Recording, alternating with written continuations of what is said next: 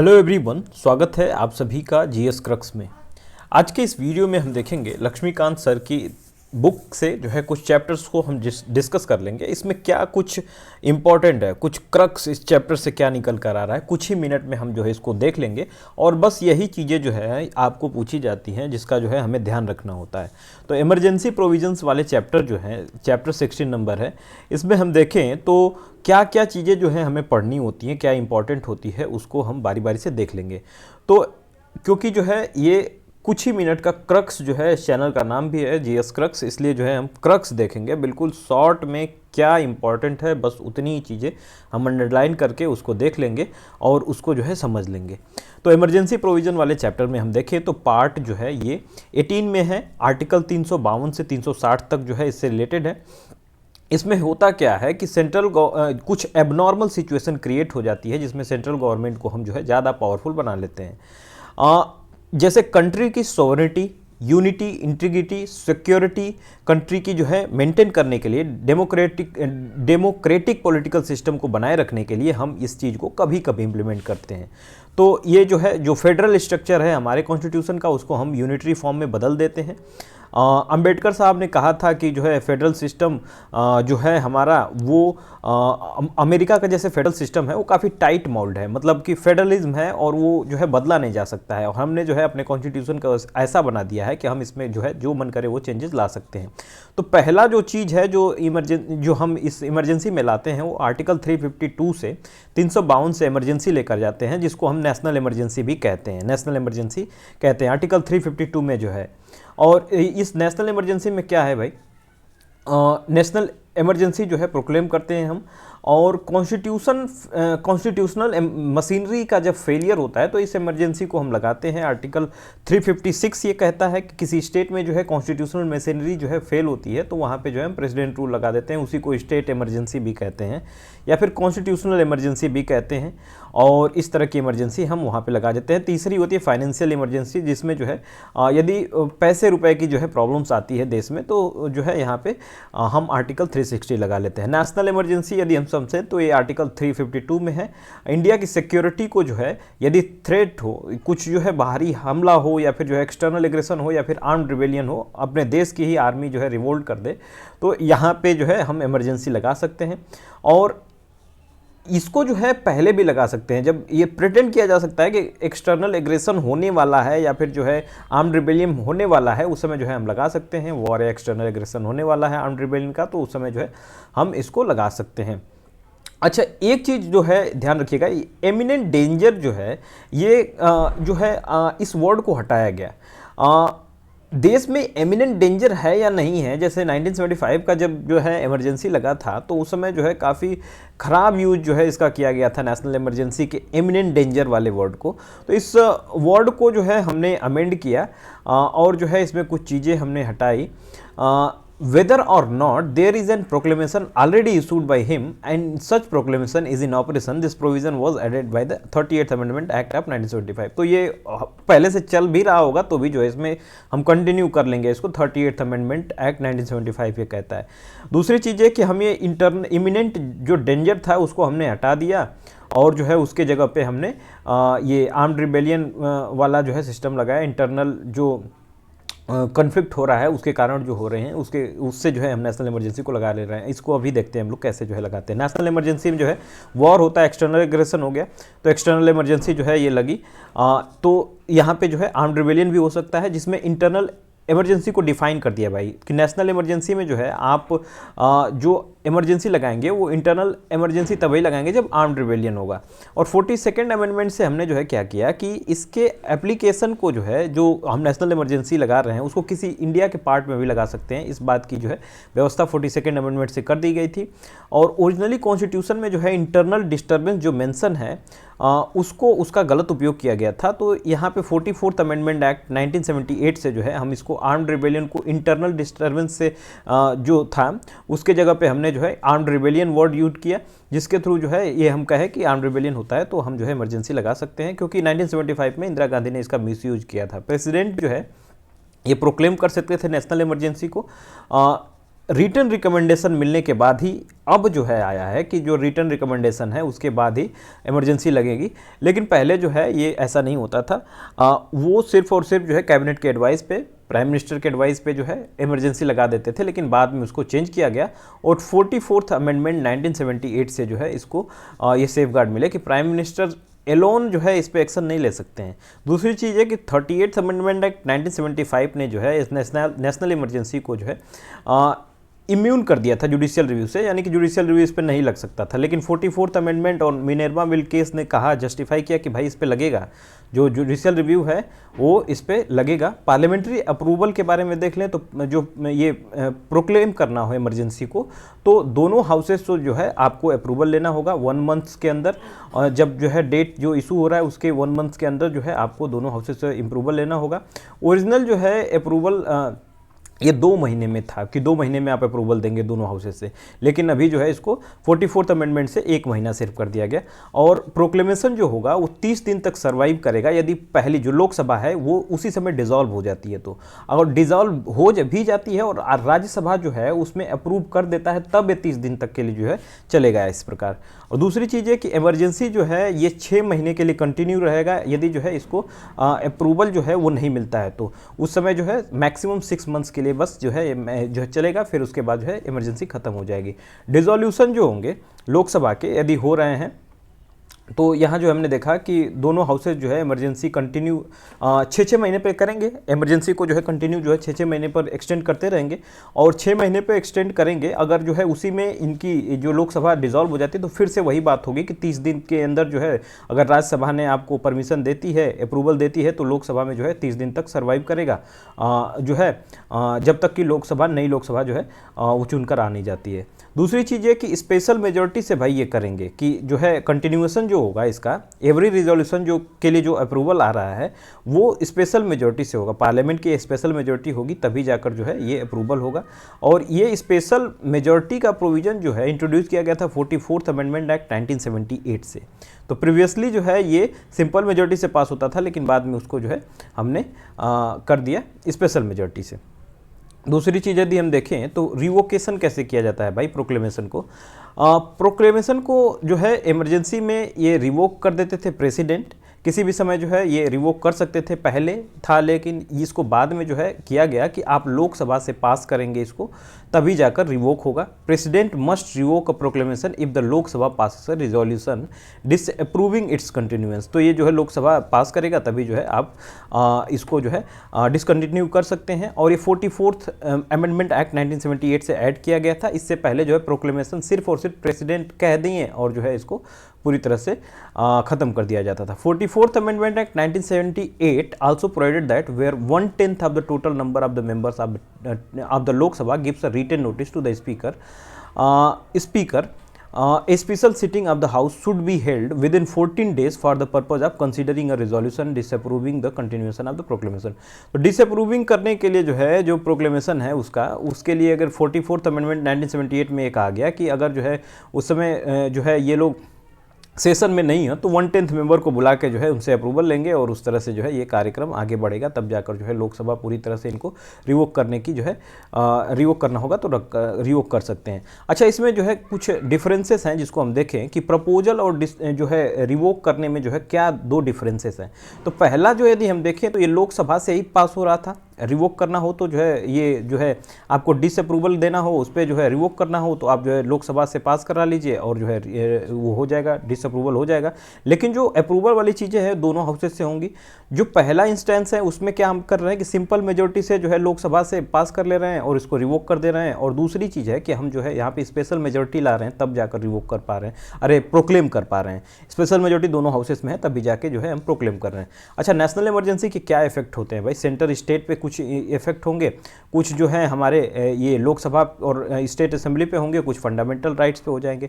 Central state relation कैसे effect होते हैं? सेंट्रल स्टेट रिलेशन में एग्जीक्यूटिव ड्यूरेशन को यदि हम एग्जीक्यूटिव को देखें तो ये नेशनल इमरजेंसी जब लगती है तो एग्जीक्यूटिव पावर जो होती है ये power of the center extend to directing any state regarding the manner in which its executive powers is to be exercised। तो किस प्रकार जो है उसकी एग्जीक्यूटिव पावर एक्सरसाइज होगी वो सारी पावर जो है सेंट्रल के पास आ जाती है। Executive direction to a state on any matter the state government are brought under the complete control of center though they are not suspended। इसको सस्पेंड नहीं करते हैं लेकिन सारे जो एग्जीक्यूटिव एक्शंस होते हैं वो सेंटर लेते हैं। इस बात का ध्यान रखिएगा कि एग्जीक्यूटिव को जो इसको जो है स्टेट लेजिस्लेचर को सस्पेंड नहीं किया जाता है। लेजिस्लेचर में यदि देखें तो सारे स्टेट लिस्ट के पे जो कानून बनाने होंगे ये बना सकते हैं, ये जो भी कानून जो है बनाना होगा बना सकते हैं। और एक चीज़ ध्यान रखिएगा कि legislative power of the state legislature is not suspended, suspend नहीं किया जाता है। The laws made by the parliament on the state subject during national emergency became inoperative 6 months after the emergency has cease to operate. 6 महीने के अंदर जो है यदि इमरजेंसी खत्म होती है तो 6 महीने के उसके बाद ये जो लॉज होंगे वो खत्म हो जाएंगे। अब उसको कंटिन्यू करना होगा तो स्टेट जो है करेगा, नहीं करना होगा तो जो है वो खत्म हो जाएगा। ऑर्डिनेंस भी उसमें पास करते हैं। सेशन में हाउस नहीं है तो स्टेट्स के लिए ऑर्डिनेंस, स्टेट बिल पे जो है ऑर्डिनेंस ला सकते हैं प्रेसिडेंट। पार्लियामेंट जो है ये पावर इंपोज कर सकते हैं, ड्यूटीज लगा सकते हैं सेंटर के ऊपर और it's officer and authorities in respect of matter outside the union list. Union list के बाहर के भी जो ऑफिसर्स हैं, जो भी अथॉरिटीज़ हैं उन पे जो है ये इंपोज कर सकते हैं duties. 42nd amendment 1976 provided that the two consequences mentioned above, executive and legislative, extend not only to a state where the emergency is in operation but also to any other state।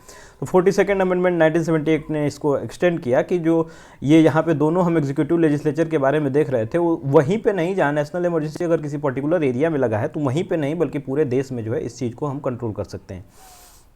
दूसरी चीज़ है कि financial जो है power इनके पास होती है कि ये प्रेसिडेंट जो है मॉडिफाई कर सकते हैं, जो डिस्ट्रीब्यूशन है आप जो है सेंटर और स्टेट के जो ट्रांसफर्स हैं उसको कम कर सकते हैं। ये पावर जो है इनके पास होती है प्रेसिडेंट के पास। दूसरी बात कि लोकसभा की लाइफ पर क्या इम्पैक्ट पड़ेगा भाई, ये 1 साल के लिए जो है बढ़ा सकते हैं। ये नॉर्मल टर्म को जो है 1 साल के लिए, एक साल के लिए एक्सटेंड कर सकते हैं एनी लेंथ ऑफ टाइम के लिए। तो ये जो है जो टाइम एक्सटेंड होगा ये एक्सटेंशन जो है 6 महीने से ज़्यादा जो है कंटिन्यू नहीं होगा जब इमरजेंसी खत्म होगी, तो इस बात का ध्यान रखिएगा। 1971 से 77 तक जो है पहली जो लोकसभा थी उसको जो है एक्सटेंड किया गया था और यही आखिरी है जिसको एक्सटेंड किया गया था। पार्लियामेंट जो है उसी तरह स्टेट लेजिस्लेचर को भी एक्सटेंड कर सकती है भाई 1-1 साल करके, तो इसका भी ध्यान रखिएगा। और फंडामेंटल राइट पे देखें तो आर्टिकल 358, 359 है जो कि डिस्क्राइब करता है नेशनल इमरजेंसी और फंडामेंटल राइट को। आर्टिकल 358 जो है ये कहता है कि जो फंडामेंटल राइट हैं आर्टिकल 19 के वो सस्पेंड हो जाएंगे।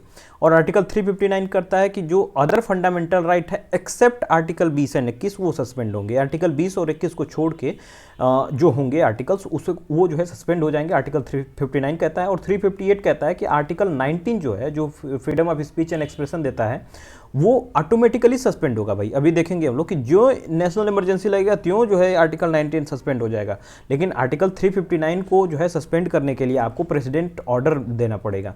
तो सस्पेंशन जो होंगे यहाँ पे ये फंडामेंटल राइट्स के अंडर आर्टिकल 19, तो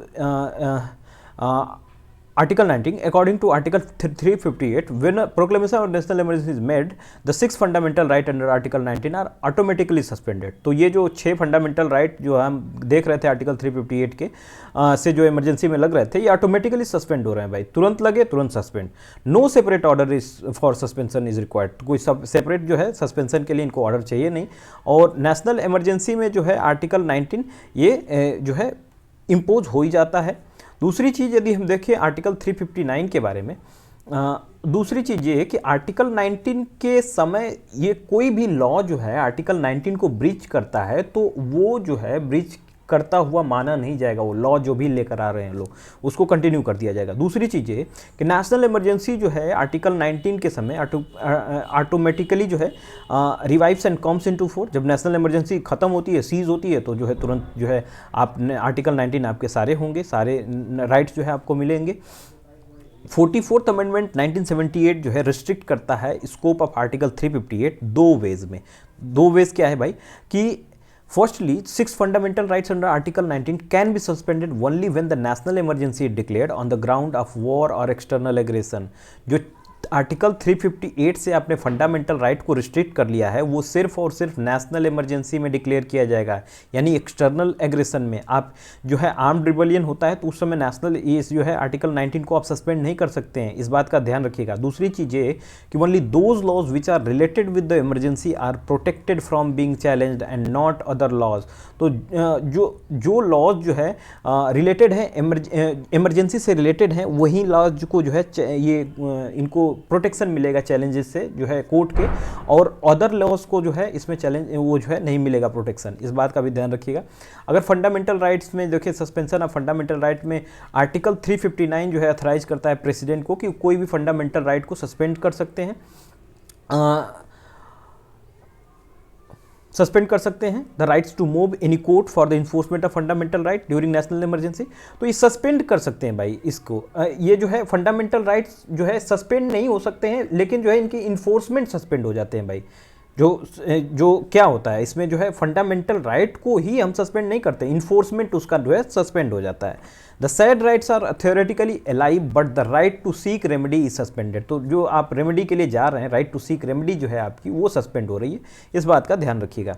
दूसरी चीज़ हम देखें कि आर्टिकल 44th अमेंडमेंट 1978 जो है ये रिस्ट्रिक्ट करता है कि आर्टिकल 359 जो है आर्टिकल 20 और आर्टिकल 21 पे नहीं लगेगा। जो आर्टिकल 20 जो है आपको देता है, आपको कहता है कि protection in respect of conviction for offence, article 20 उसको जो है आप उसके लिए आप कोर्ट जा सकते हैं। आर्टिकल 21 राइट टू लाइफ के लिए जा सकते हैं, ये दोनों सस्पेंड नहीं होंगे। Only those laws which are related with the emergency are protected from being challenge. यहाँ भी वही चीज़ है कि जो लॉज रिलेटेड हैं इमरजेंसी से वही जो है प्रोटेक्शन मिलेंगे उनको कोर्ट से, और सारे लॉज को जो है प्रोटेक्शन नहीं मिलेगा। दूसरी चीज़ की क्या डिस्टिंक्शन होंगे भाई आर्टिकल 358 और 359 में। 358 जो है ये फंडामेंटल राइट में आर्टिकल 19 के लिए, 359 जो है और अदर जो है फंडामेंटल राइट्स के लिए। और आर्टिकल 358 जो है ऑटोमेटिकली ये सस्पेंड हो रहा था, ये ऑटोमेटिकली जो है सस्पेंड हो जा रहा था फंडामेंटल राइट 19, और जो 359 वाला आर्टिकल में जो पूरे फंडामेंटल राइट को हम देख रहे थे वो सस्पेंड हो रहे थे प्रेसिडेंट के ऑर्डर पे। दूसरी चीज़ है कि आर्टिकल 358 जो है ये एक्सटर्नल इमरजेंसी के समय ही लगेंगे, ये सिर्फ और सिर्फ एक्सटर्नल इमरजेंसी होगी तभी जो है लगेंगे, and not in the case of internal emergency. तो है ये आर्म्ड रिबेलियन होता है तो यहाँ पे जो है नहीं लगेंगे। आर्टिकल 359 जो है ये बोथ एक्सटर्नल इमरजेंसी और इंटरनल दोनों में लग जाएंगे। आर्टिकल 358 जो है सस्पेंड करता है फंडामेंटल राइट्स जो आर्टिकल 19 के अंदर है ये इमरजेंसी के समय, और आर्टिकल 359 सस्पेंड करता है fundamental right for a period specified for the president. जो भी पीरियड जो है स्पेसिफाइड किया जाता है कि इस समय से इतने समय तक जो है आपके फंडामेंटल राइट सस्पेंड रहेंगे, उतने समय के लिए होंगे, लेकिन आर्टिकल 19 हमेशा के लिए होंगे। आर्टिकल 358 जो है ये इंटायर कंट्री में जो है सस्पेंड कराता है, 359 जो है ये किसी एक एरिया में लग सकता है, 358 जो है सस्पेंड करता है आर्टिकल 19 को कंप्लीटली, लेकिन आर्टिकल 359 जो है इम्पावर्स है कि ये सस्पेंशन करेंगे, लेकिन आर्टिकल 20 और 21 को छोड़ के। आर्टिकल 358 जो है स्टेट को enables the state to make any laws और take any executive action inconsistent with fundamental right. यानी आर्टिकल 19 को जो ब्रीच कर रहे हैं आर्टिकल्स, जो ब्रीच कर रहे हैं लॉज, उस पर भी लॉज बना सकते हैं। वैसे ही article 359 enable the state to make any laws और take any executive action inconsistent with fundamental rights whose enforcement is suspended by the presidential order। जिनका सस्पेंशन प्रेसिडेंशियल ऑर्डर से जो है किया गया है उन्हीं पे आप लॉज बना सकते हैं, वो लॉज जो है उनको रोकेंगे नहीं, फंडामेंटल राइट उनको रोकेंगे नहीं। तो यहाँ देख रहे हैं कि बहुत सारी जो है इसमें डिफरेंसेस हैं, लेकिन कुछ सिमिलरिटीज़ हैं। जैसे देखें कि दोनों जो 358 और 359 है, both provide immunity from challenges to only those laws which are related with emergency and not other law. तो दोनों जो है उन्हीं लॉज को प्रोटेक्ट कर रहे हैं जो इमरजेंसी से रिलेटेड है।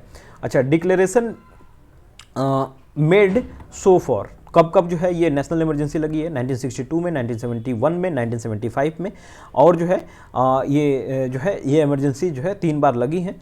तो इस तरह की इमरजेंसी के बारे में हमने जो है ये 3 बार लगाया है। दूसरी चीज़ यदि हम देख लें कि प्रेसिडेंशियल रूल के बारे में देखें तो आर्टिकल 355 कहता है कि ये सेंटर की ड्यूटी है कि गवर्नमेंट जो है ये इंश्योर करे कि जो है जो कॉन्स्टिट्यूशन के प्रोविज़न है उसके थ्रू जो है ये सारी चीज़ें चले, और इसके थ्रू ही जो है सारी चीज़ें चले। इसीलिए जो है इनकी ड्यूटीज़ इसमें दी गई हैं कि सेंटर जो है इस पर नज़र रखे जो स्टेट्स हैं।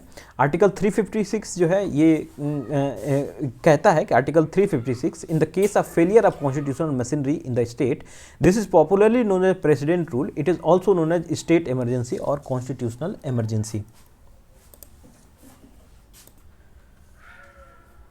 तो इसको जो है हम प्रेसिडेंट रूल कहते हैं, या फिर जो है स्टेट इमरजेंसी कहते हैं, या फिर कॉन्स्टिट्यूशनल इमरजेंसी कहते हैं। इसके बाद हम देखें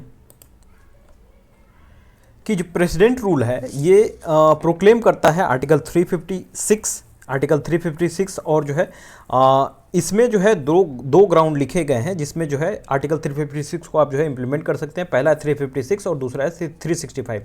तो 356 कहता है, प्रेसिडेंट को एम्पावर करता है कि अगर वो सेटिस्फाइड हैं, ऐसी सिचुएशन जो है आ गई है कि गवर्नमेंट को जो है, गवर्नमेंट ऑफ स्टेट जो है ये कॉन्स्टिट्यूशन के प्रोविजंस के हिसाब से जो है कॉन्स्टिट्यूशन जो है उसको नहीं लेकर चल रही है, गवर्नमेंट नहीं चला पा रही है, तो प्रेसिडेंट जो है चाहेंगे तो या तो फिर गवर्नर के रिपोर्ट पे जो है या फिर और किसी के रिपोर्ट पे जो है उनको जो है पद लगेगा कि यहाँ पे जो है प्रेसिडेंट रूल लगाना चाहिए, तो वो लगा देंगे। आर्टिकल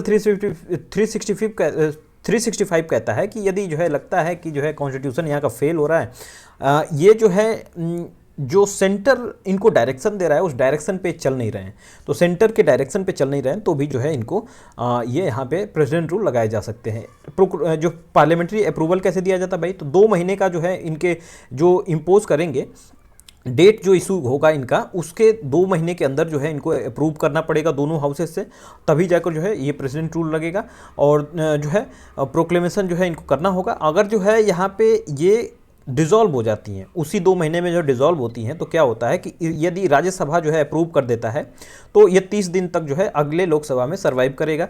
दूसरी चीज़ की यदि अप्रूवल चाहिए इनको बोथ द हाउसेस का जो है, if approved by both the houses of parliament the president rule continues for 6 month, 6 महीने के लिए जो है ये चलेगा। और इसको एक्सटेंड किया जा सकता है मैक्सिमम 3 ईयर के लिए, तो 3 साल के लिए जो है इसको जो है एक्सटेंड किया जा सकता है, और हर एक 6 महीने पे जो है इनको हमें अप्रूवल देना पड़ेगा। अब इस 6 महीने में भी जो है लोकसभा कहीं डिसॉल्व हो जाती है, तो वैसे ही 30 दिन के लिए फिर से इनको जो है नई लोकसभा में टाइम मिलेगा, और राज्यसभा जो है यदि पास करती है तब जाकर जो है इनको 6 महीने के लिए अप्रूवल की टाइम मिल जाएगी।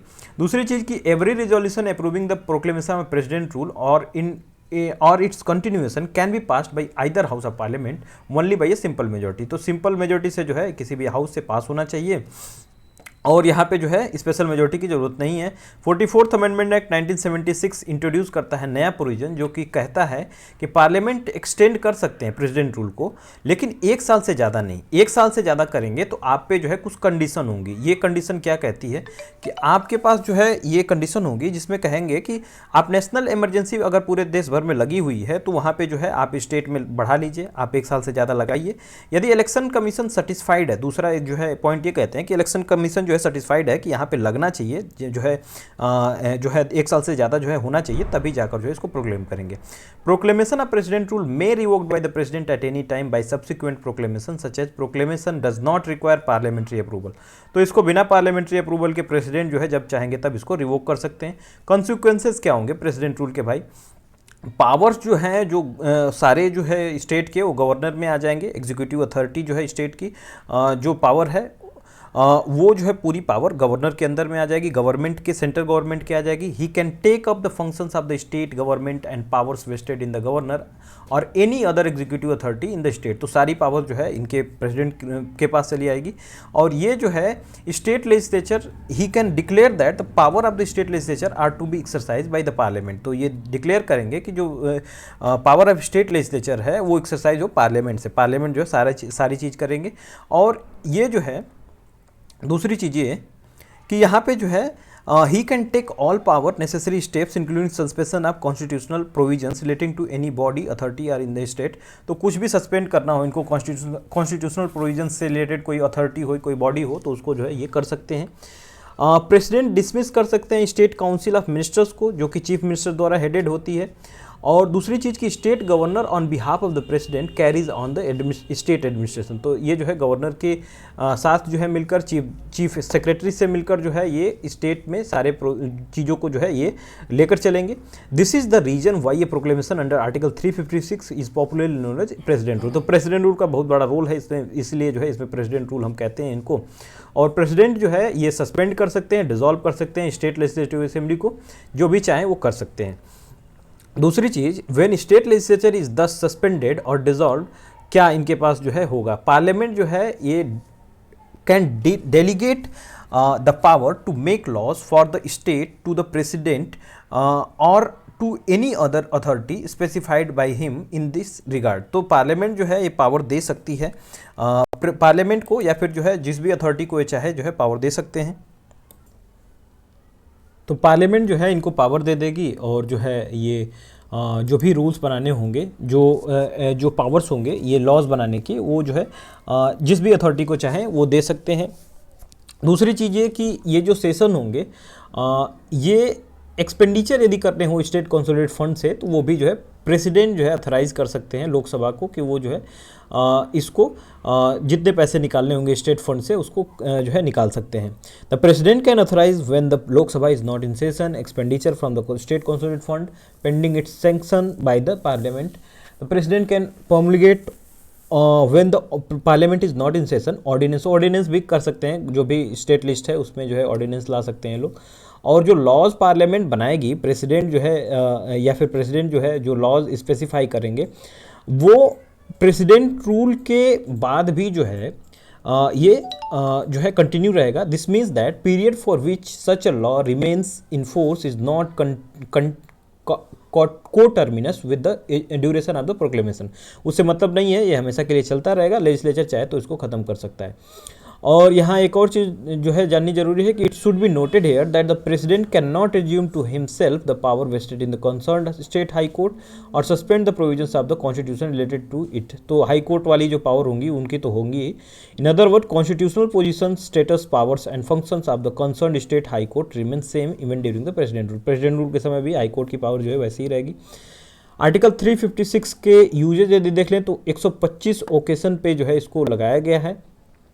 ये जो है लगभग जो है हम देखें कि पंजाब में सबसे पहले जो है ये प्रेसिडेंट रूल लगाया गया था, और जो है ये हर एक स्टेट में, मोस्ट ऑफ द स्टेट में जो है हमने प्रेसिडेंट रूल लगा रखा है। तो जब ये 1977 के इलेक्शंस हुए थे ना, इस समय सबसे ज़्यादा जो है हम देखा था कि जनता पार्टी ने जो है मोरारजी भाई देसाई की जो गवर्नमेंट बनी थी उसमें जो है इन्होंने 9 राज्यों के जो है गवर्नर्स को, जो 9 राज्यों को जो है इन्होंने सस्पेंड किया था, उस पर जो प्रेसिडेंट रूल लगाया था। फिर उसके बाद कांग्रेस पार्टी आई तो इन्होंने भी जो है उन्हीं 9 स्टेट्स पे जो है फिर से उनके जो है जो भी स्टेट्स थे उनमें इमरजेंसी लगा दी। तो प्रेसिडेंट रूल जो है ये लोग इम्पोज करते रहते हैं। मध्य प्रदेश, हिमाचल प्रदेश, राजस्थान में भी जो है लोग इम्पोज किए थे। इसके बाद जो है अलग अलग जगह प्रेसिडेंट रूल जो है लोग इम्पोज करते रहते हैं। BR अम्बेडकर का कहना था कि ये जो है डेड लेटर है, इसका कभी इस्तेमाल नहीं किया जाएगा प्रेसिडेंट रूल का, लेकिन इसका जो है सबसे ज़्यादा बार इस्तेमाल किया गया। और डॉक्टर अम्बेडकर जो है ये जो है HV कामत कहते हैं कि doctor Ambedkar is dead and the article are very much alive. तो उन्होंने कहा था कि उसका इस्तेमाल कभी होगा नहीं, लेकिन डॉक्टर अम्बेडकर चले गए, लेकिन इनके आर्टिकल का खूब ज़्यादा इस्तेमाल होता है। स्कोप देखते हैं हम जुडिशियल रिव्यू का भाई। तो आर्टिकल 38 अमेंडमेंट एक्ट 1975 जो है इसको जो है ख़त्म कर दिया था। प्रेसिडेंट जो रूल है इसमें जो है जुडिशियल रिव्यू को डिलीट कर दिया गया था, लेकिन जो है 44th अमेंडमेंट इसको फिर से जो है जस्टिफाई करते हैं और कहते हैं कि जुडिशियल रिव्यू होनी चाहिए। बोमाई केस में भी ये कहा गया कि जुडिशियल रिव्यू होगी, जो है यहाँ पे होगी। और in the following propositions have been laid down by the Supreme Court on imposition of president rule in a state under Article 356। तो बोमाई केस में कुछ और चीज़ें भी कह दी गई थी, जैसे जुडिशियल रिव्यू होगा और सेटिस्फेक्शन ऑफ प्रेसिडेंट जो है ये रिलेवेंट मटेरियल पे होना चाहिए, ये जो है होना चाहिए रिलेवेंट मटेरियल पे। बर्डन जो होगा वो सेंटर का होगा कि ये प्रूव करे रिलेवेंट मटेरियल और बताएं कि अनकॉन्स्टिट्यूशनल कैसे हुआ, क्यों हुआ। ये सेंटर जो है इनको प्रूव करना पड़ेगा, तभी जाकर जो है इसको अप्रूवल मिलेगा, नहीं तो फिर जो है ये अप्रूवल नहीं मिलेगा। Secularism is one of the basic feature of the constitution, hence a state government pursuing anti-secular politics is liable to action 356। तो सेकुलरिज्म होना चाहिए, एंटी सेकुलर जो गया तो वहाँ पे जो है आप प्रेसिडेंट रूल लगाइए, आप जो है लगा सकते हैं। केसेस कहाँ पे प्रॉपर और इम्प्रॉपर होगा भाई, ये बोमाई केस ने जो है 1994 में इसको जो है डिफाइन किया। इसमें कहा कि अगर हंग असेंबली है तो वहाँ पे आप जो है नहीं लगा सकते हैं भाई। ये जो है इम्पोजिशन जो प्रेसिडेंट रूल का होगा स्टेट का, कहाँ जो है बोमाई केस का प्रॉपर होगा, ये देखते हैं कि हंग असेंबली होगा तो जो है कोई पार्टी यदि सिक्योर नहीं करती है मेजोरिटी वोट तो यहाँ पे जो है हंग असेंबली होगा। दूसरी चीज़ ये कि यदि जो है मिनिस्ट्री या फिर गवर्नर जो है एक कोएलिशन मिनिस्ट्री कमांडिंग मेजोरिटी जो है मेजोरिटी सपोर्ट उसमें नहीं देखने को मिलता है इनको, तो भी जो है यहाँ पे लगा सकते हैं ये। दूसरी चीज़ कि अगर कोई पार्टी जो है मिनिस्ट्री को कमांड नहीं दे पा रही है, मेजोरिटी असेंबली जो है वहाँ पर नहीं आ पा रही है, कॉन्स्टिट्यूशनल डायरेक्शन को ये लोग फॉलो नहीं कर रहे हैं, कॉन्स्टिट्यूशनल डायरेक्शन को फॉलो नहीं कर रहे हैं। दूसरी चीज़ कि ये लोग जो है कॉन्स्टिट्यूशन के अगेंस्ट जा रहे हैं या फिर जो है विलफुली जो है डिस्चार्ज कर रहे हैं कॉन्स्टिट्यूशनल ऑब्लिगेशन को, तो यहाँ पे जो है आप जो है इम्पोज कर लीजिए प्रेसिडेंट रूल को। इम्प्रॉपर कहाँ होगा भाई? इम्प्रॉपर वहाँ होगा जहाँ पे जो है आपने मेजॉरिटी को जो है मेजॉरिटी सपोर्ट यदि ये मिनिस्ट्री नहीं बना पाती है तो आप किसी और को बुलाते नहीं हैं, आप जो है पॉसिबल यदि होता है तो किसी और को बुला के गवर्नमेंट बना लीजिए, उसमें जो है आप उनको बनाने का चांस दीजिए। दूसरी चीज़ ये कि आप जो है मिनिस्ट्रीज़ को अलाउ करेंगे कि मेजॉरिटी अपना फ्लोर पे टेस्ट करें, बताएं कि आप जो है हैं तो जो है अपनी प्रूव करें। ऐसा नहीं कि जो जिस तरह 1977 में 1980s में जो है ये मोरारजी भाई और इंदिरा गांधी ने किया था वो चीज़ें जो है फिर से दोहराएं कि आप गवर्नमेंट बदल रही है तो आप जो अदर गवर्नमेंट है स्टेट्स में उन वहाँ पे जो है आप इमरजेंसी लगा दें।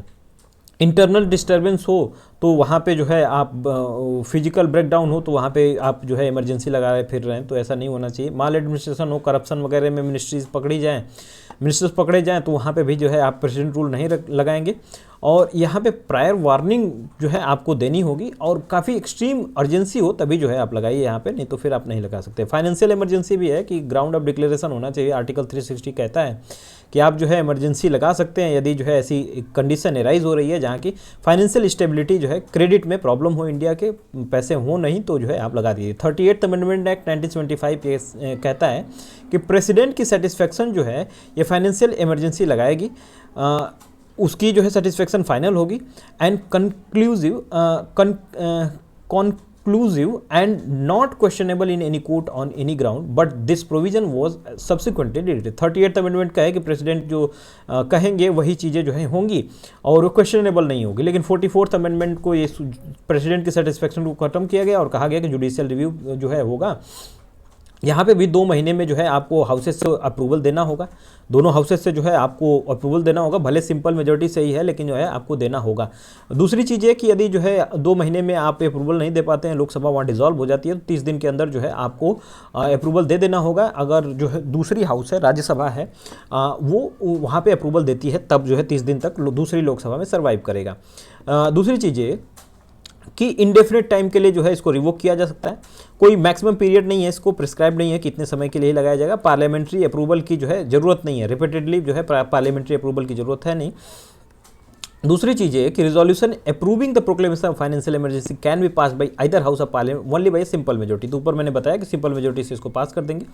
रिवोक करने के लिए फाइनेंशियल इमरजेंसी को जो है रिवोक करना है तो प्रेसिडेंट जो है किसी भी समय ये कर सकते हैं, इसके लिए पार्लियामेंट्री अप्रूवल की जरूरत नहीं है, प्रेसिडेंट ही जो है इसको रिवोक कर देंगे।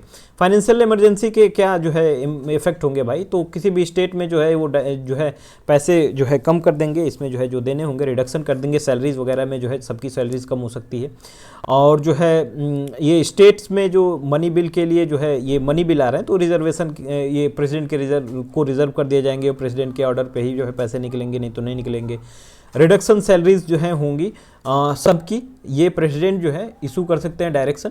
दूसरी चीज़ ये कि thus the during the operation of financial emergency the center acquires full control over the states in financial matters। Financial matter में जो है पूरी इनकी कंट्रोल होती है। H.N. Kujru, the member of Constituent Assembly, stated that the financial emergency provisions pose a serious threat to financial autonomy of the state। तो state की financial autonomy भाई तो खतरे में जाएगी ही, क्योंकि पूरी कंट्रोल तो हम दे रहे हैं उनको सेंटर को, इसलिए जो है अब स्टेट के हाथ में ये चीज़ें रहेंगी नहीं। तो इस तरह से जो है ये चीज़ें चलेंगी। दूसरी चीज़ ये कि क्रिटिसिज्म क्या कहते हैं भाई इस प्रोविज़न को लेकर, तो ये कहते हैं कि फेडरल कैरेक्टर जो कॉन्स्टिट्यूशन का है वो डिस्ट्रॉय हो जाएगा, यूनियन जो है पावरफुल हो जाएगी और जो यूनियन और यूनिट जो है यही पावरफुल हो जाएगा और पूरा पावर जो है यूनियन के हाथ में आ जाएगा। डिक्टेटर हो सकता है, प्रेसिडेंट जो है डिक्टेटर बन जाए, फाइनेंशियल ऑटोनॉमी जो है स्टेट की वो नलिफाइड हो जाएगी, डिस्ट्रॉय हो जाएगा कॉन्स्टिट्यूशन, फंडामेंटल राइट जब रहेगा नहीं तो एच.बी. कामत कहते हैं कि I fear that this single chapter we are seeking to lay the foundation of totalitarian state, a police state तो है बन जाएगा, ये जो है कम्प्लीटली जो है अथॉरिटेरियन स्टेट बन जाएगा। ये सारे लोगों ने कमेंट किया है इस पर। तो ये सारे लोग जो है इस पे ये कहते हैं कि क्रिटिसाइज़ करते हैं कि इमरजेंसी जो है फाइनेंशियल प्रोविज़न को जो है सीरियस थ्रेट पहुंचाएगा। ये सारी चीज़ें जो हैं बस छोटी छोटी हैं, जिसको जो है आप थोड़ा सा रीडिंग कर लेंगे तो समझ में आ जाएंगी। तो ये हमारे इमरजेंसी प्रोविज़न वाले चैप्टर हमने किए और इसी तरह जो है हम कुछ और चैप्टर्स को जल्दी जल्दी में निपटा लेंगे और तुरंत जो मेन इंपॉर्टेंट चीज़ें हैं जैसे कि बोमाई केस है, इसमें मिनर्वा मिल केस है, इन दो केसेस को जो है याद रखिएगा। काफ़ी जो है एक्सप्लिसिटली जो है इसको डिफाइन करते हैं, बार बार जो है इनको बताते हैं कि क्या क्या चीज़ें हैं, कैसे जो है ऐड हुई। 42nd अमेंडमेंट, 38 अमेंडमेंट जो है ये दोनों आर्टिकल्स के बारे में आप ध्यान रखिएगा कि कैसे कैसे जो है ये इमरजेंसी प्रोविज़न को चेंज करते हैं। तो इमरजेंसी प्रोविज़न वाला चैप्टर हमने देख लिया, अगला चैप्टर जो है कोई और देख लेंगे हम। तब तक के लिए धन्यवाद।